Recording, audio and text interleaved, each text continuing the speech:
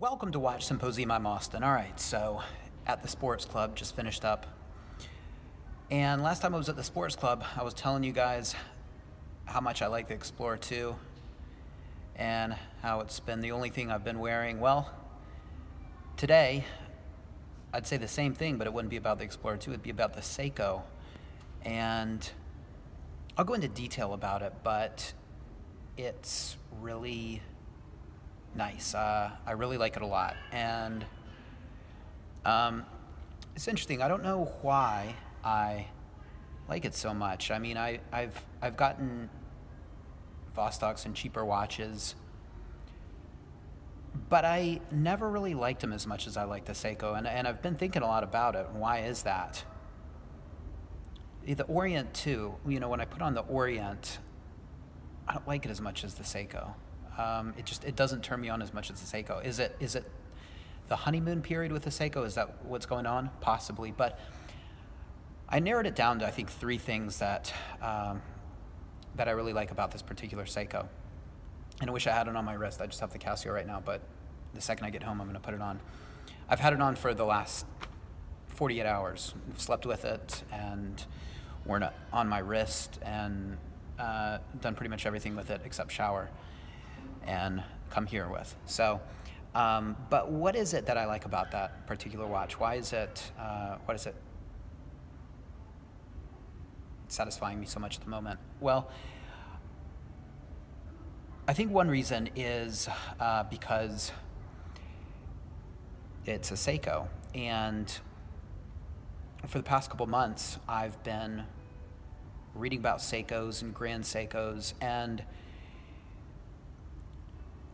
it's interesting because Seiko makes a whole range of watches from really inexpensive to, maybe I can prop my arm up on my knee. Okay, that's easier. To, you know, these multi-thousand-dollar watches. And if you have a Grand Seiko, I don't know that having Seiko on the dial is such a great thing, because there are a lot of lower-end watches with that word on it. But if you have a lower-end Seiko, having that word Seiko is kind of nice, because it's also in a lot of really high-end pieces, i.e. Grand Seiko. And in that sense, it sort of shares the same DNA with those really high-end watches. You somehow are participating in the Seiko thing, even though it's not those really top-tier, cutting-edge technology Seikos. You still feel you're part of the Seiko thing, and that's one of the great things about Seiko, is that there's something for everybody, and the price of admission to being a Seiko person can be low or it can be really high, depending on your pocketbook and how much you want to spend. And that can't be said for a brand like Rolex. For Rolex, you're talking $4,000 minimum. Yeah, I mean, you can cheap out, and you can probably find an old sketchy Rolex for $1,000, $2,000. I don't know if it's going to really give you that feeling of having a Rolex. I think if you really want to do Rolex properly, minimum 3 or 4 if you want to go date just, but if you want to go steel sports, you're talking 5+. And so that's really the price of admission to being a Rolex person, to sort of participate in the Rolex legacy and the Rolex history, and to be a part of that. And that's an expensive price. And Rolex, you know, is a great brand, but yeah, that price of admission is pretty steep, and it's not worth it for a lot of people. Same could be said of a lot of these higher end brands, you know, Patek, and you know, Patek's, wow, that's like minimum 15,000. But Seiko is there's something for everybody, and the price of admission to being a Seiko person, well, it was $35 for me. And you know, if you wanted to go new, as little as 80. And so I know my watch is not anywhere near what a Grand Seiko is in terms of quality and finishing and all those things, but there's a connection there, and that's kind of nice. When it comes to, this is kind of a different point, but when it comes to a brand like Vostok, when I think of Vostok and when I look at a Vostok watch, they're fun and they're kind of neat. I wouldn't say they're classy. They're interesting. But I see limitation. And I see them doing the best with what they have and what they can do. But they're very limited in their technology, and you can see it and you can feel it. And when you get, say, an Amphibia, it might work well. Let's just say it does, and you get a good one.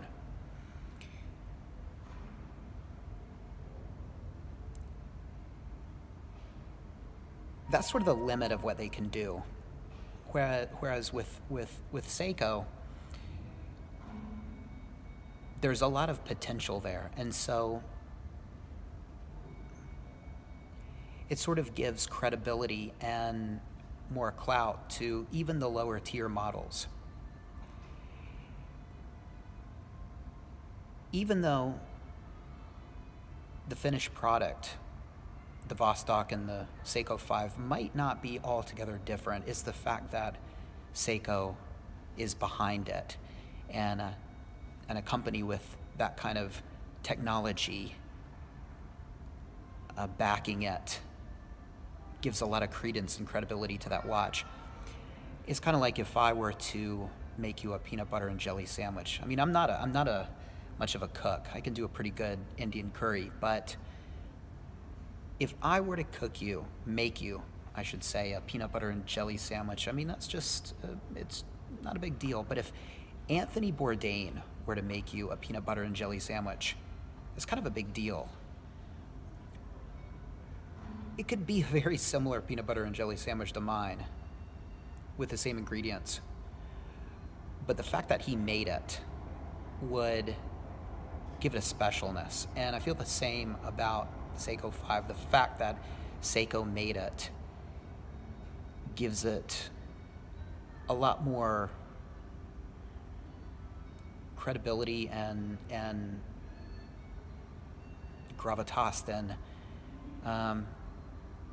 a company that has a lot of limitations like Vostok. And of course that goes without saying, the companies that don't produce their own movements. So that's another reason I think I'm really liking it. And a third reason is that it's very different than the watches I've been wearing. All three of my Rolexes are pretty samey, pretty similar. 40 millimeters, two of them have rotating bezels, one of them doesn't. Mercedes hands, the indices are the same, oyster bracelets, flip locks. I mean, they're really, it could be said that, well, certainly the Explorer 2 and the GMT Master 2 are, I mean, you're talking a different color scheme only, and a rotating bezel. That's the only difference there. And the sub, really, I mean, you're talking a different movement, and of course, no GMT hand, but they're really similar. My wife, I don't think, could tell the difference between the GMT and the sub. And so this watch, this Seiko 5, is very different than those watches, and it's really nice and refreshing. It's not 40 millimeters; it's 37 millimeters, and in a way, it's given me a taste of what I think it would be like to have a Datejust, and I like it. It sort of reignited my interest in a Datejust. They're both, well, Datejust is 36 millimeters. The Seiko 5 is 37 millimeters. The bezels would be different. I don't know what kind of bezel I'd go with on a Datejust. I kind of like the engine turn bezel. I would definitely not go smooth bezel, and I definitely wouldn't go oyster bracelet. I would probably go engine turn bezel with a Jubilee bracelet. And that's another thing, this Seiko 5, the bracelet is much more Jubilee than oyster. It's very comfortable. And I've always thought that the Jubilee looks like a really comfortable bracelet, and I hear it is. I've contemplated getting a Jubilee for my GMT Master too, and I've been on the fence. I've been like at the ready to get one for a long time, and I've just sort of put it off. I was thinking about getting one before I moved here from Fukuoka, and I just thought, well, okay, after I get to Tokyo. And then a couple months ago, I thought, is it time? And I keep sort of putting it off, and I don't know why. That's sort of a different topic. Maybe I can talk about that a little later. Yeah, I should do another video about that. But the Seiko 5 has given me a window into, I think, what it would be like to have a Datejust, because it's a very Datejust-esque looking and feeling watch. And when I look down, I don't see a sports watch. I see something more more everyday, more standard, more normal, more typical, something like a Datejust. And yeah, it's sort of look, believe me, I know it's not a Datejust for sure, but it's sort of it's at least giving me a window into what it would be like to have a Datejust. And yeah, Datejust, that definitely could be something to look into in the future. What I should do, if I was smart, I was going to say, what I should do is I should get rid of either the GMT Master 2 or the Explorer 2 and get a Datejust. But I'm not a flipper. I have such a hard time letting pieces go once I get it. And so anyway, yeah, I'm really enjoying the Seiko 5, and it's running 17 seconds fast a day, which I'm pretty happy about. That's within the specs when you get them new. I think they're plus 30 to minus 20, and it's interesting. I just been reading a lot about the movement, the 7S26 movement. It's a workhorse, apparently, not a particularly attractive movement. Some of the newer Seiko 5s have the display case back. Mine doesn't, which even if it's not a particularly attractive movement, I would still like to see that the hairspring doing its work. But one thing that was kind of interesting, and I think I've narrowed down the date of my watch, 1997 it appears, because the 7S26 movement apparently started in 1996, and between viewers and another site I went to, it seems that 1996 was when my Seiko 5 was produced. And they used to do a laser etching on the mineral crystal, And they apparently stopped that in 2002, but mine has it, and it's really interesting. I noticed that I was looking actually at the side of the crystal, and I could see Seiko 5, and it's really hard to see with a dial that I have, but if you get the light just right, at about between the 6 o'clock and the middle of the watch, the center of the watch, it says Seiko 5, just pretty much like the Seiko 5 logo, and it's really interesting. I feel like discovering little secrets it has. And it's interesting to think that it's a 20-year-old watch and it runs really well. And I'm so curious about its history. And that's one of the things I love about pre-owned watches. You know, you can go out and you can get a $80, $100, $120 Seiko 5. But it's interesting to think that when I was in university, when I was in college, practicing guitar and drinking too much to black out and unsuccessfully chasing skirt, it's interesting to think that that's when that watch was made and purchased, and I'm assuming it stayed with the same owner. I guess it could have changed hands a couple of times, but I feel like it was somebody's everyday watch. And I picture this gentleman. I don't know why, but I think he's an older guy, an older Japanese guy, and I wonder what happened to him, or if he got rid of the watch. Did he upgrade? I don't think the watch failed him, because I don't think it's been serviced, and it's running, like I said, plus 17 a day. So did the watch outlast him? I don't know. It's interesting. It's one of the fascinating mysteries that comes with a pre-owned watch, and it's one of the things I actually really like about a pre-owned watch, that mysterious history. I think one other thing that I like about this watch is that when I really got Seiko 5 on my radar is when I met that gentleman on the plane. Link in the description of that video if you haven't seen it. I watched it the other day. He had his father's Grand Seiko, I think it was in 1968. So, yeah, I mean, it was nearly 50 years old when I talked to him, and it's very likely still going. And it gave me a real respect for the Seiko 5. Now, typically what would happen is you'd read about it and you'd become interested in it, and they're $100, so you'd go out and buy one. But luckily I didn't do that, and I just sort of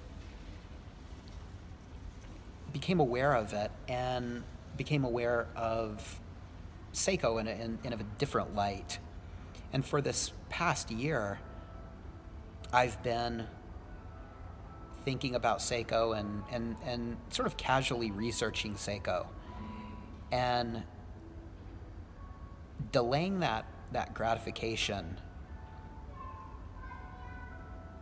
is a big part of why I think I'm enjoying this Seiko 5 so much. It's one thing to see a watch and think, oh, it's $100, I'll go ahead and order it, and you get it, and it's pretty anticlimactic.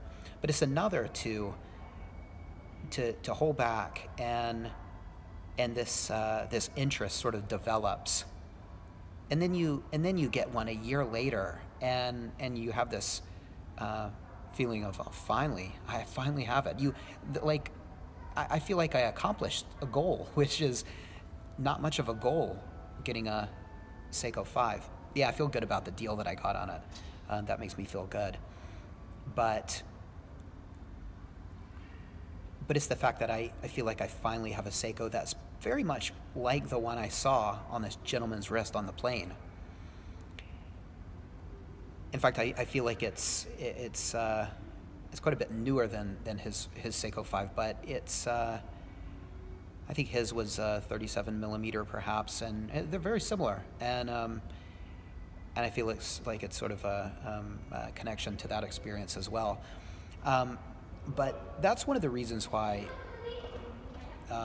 high-end watches are kind of nice, because your typical person can't just go out and buy one like they can a Seiko 5 or a Vostok. And in that sense, you have to plan it, you have to save for it, you have to delay the gratification. And it's that delaying the gratification that makes it so special when you get it. And it's interesting because I have that feeling with the Seiko 5, because I delayed it, I put it off. I've seen Seiko 5s at secondhand places for 9,000 yen, for 90 bucks, and I always just held back and delayed the gratification. I knew it would happen sometime, and now that it has, it feels very satisfying. And it's very much the feeling of saving up for a sub or a GMT Master 2. The only difference is, with my Rolexes, I really did have to save up for them, whereas with the Seiko, it was just a conscious choice not to get it. I think I could have dropped 9,000 yen, 100 bucks, the day after I saw this gentleman on a plane. But again, that delaying the gratification for probably over a year really has lent to the satisfaction. I really think that sometimes you'll go on the Rolex forum and people get new watches, and sometimes they'll pick up 2 or 3 Rolexes at one time. And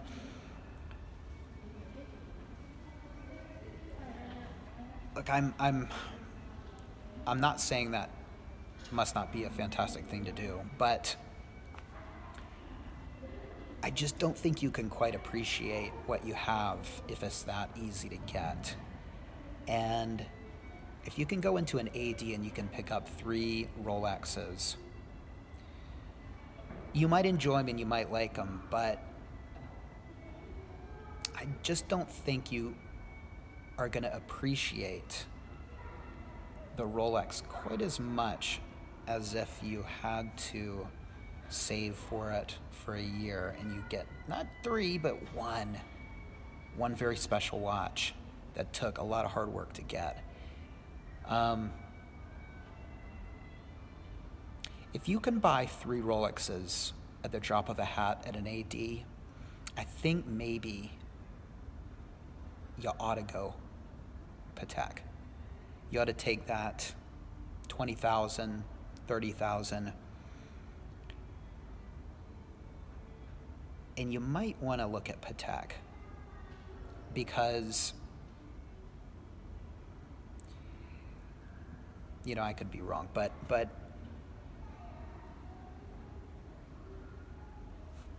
if it's too easy, you just don't appreciate it, right? And well, I don't know. I'm if you can drop enough money for 3 Rolexes at an AD, that's a great thing. And hopefully, I'm not saying that that's not a great day and a fun day, but yeah,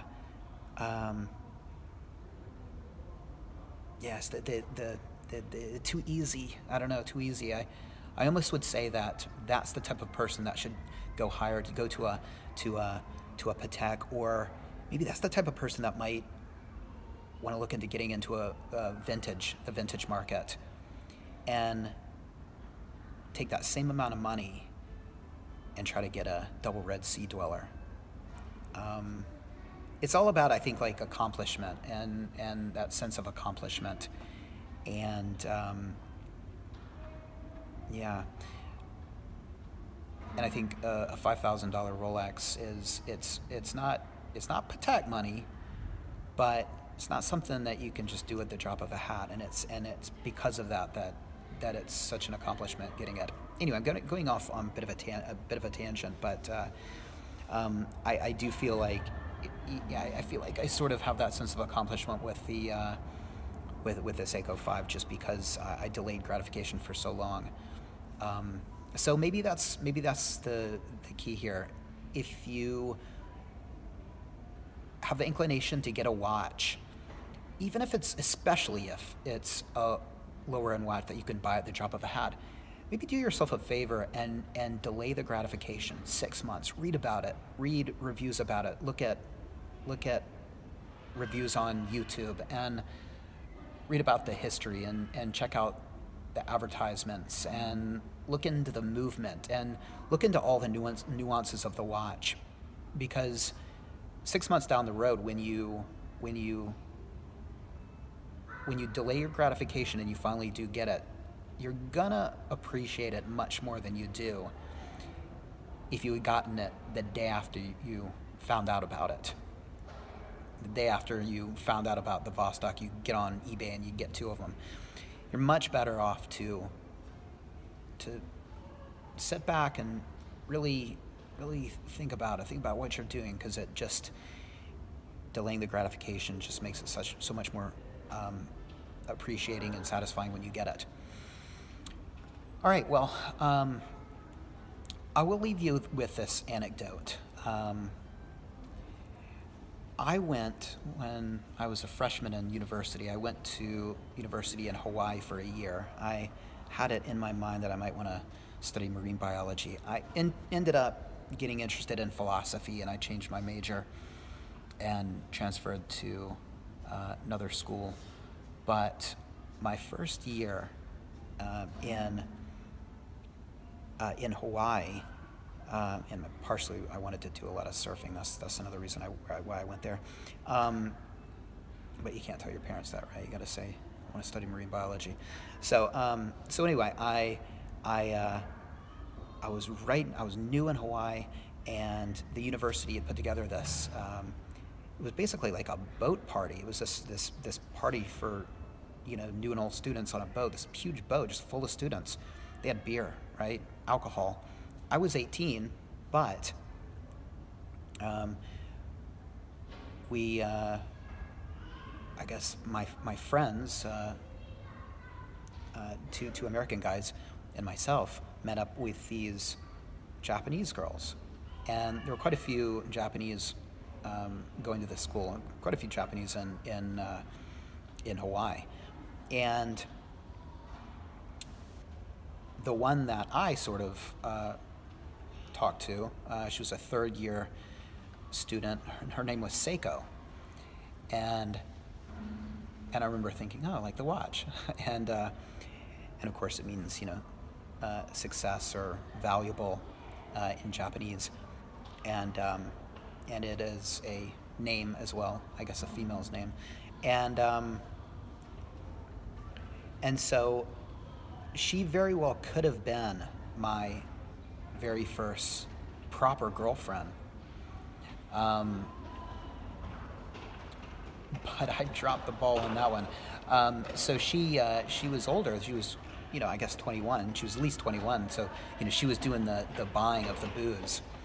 And we just went around, I guess, Waikiki Bay in this big boat, and everybody just getting lit. It was really fun. Probably one of the best parties I've ever been to. And after a couple hours, we docked, and everybody was going home. They had a bus to take us back to the dorm. And she asked me, she said, do you want to come to my apartment? Drop the ball. I mean, in Japan, if you go to anybody's apartment with the opposite sex, there's a 97.9% chance it's on. But to be invited, well, it was on. I declined. Oh, what a loser. What a loser. And I didn't even know why I did. I guess it would just freaked me out. She was older, and who knows what I was thinking, but it was a fail of a lifetime. If I could only go back in time and just be like, dude, go, what are you doing? I don't know. When we're young, we there are a lot of fails like that. There are a lot of I had a lot of them in high school as well. So I had these really quality girls, and I was oblivious. Anyway, it was really, really strange. But so my very first real proper girlfriend could have been a Japanese woman named Seiko. She was really pretty too. But she slipped through my fingers. The one that got away, the one that I dropped. Anyway, so afterwards, of course, I don't think I discussed her name with her, but I came to find out that Seiko meant success and quality and value in Japanese, and so that I understood the watch brand's name on a deeper level. And yeah, there you go. So talking about Seiko. Take care. Hope you enjoyed this rambly video. See you next time.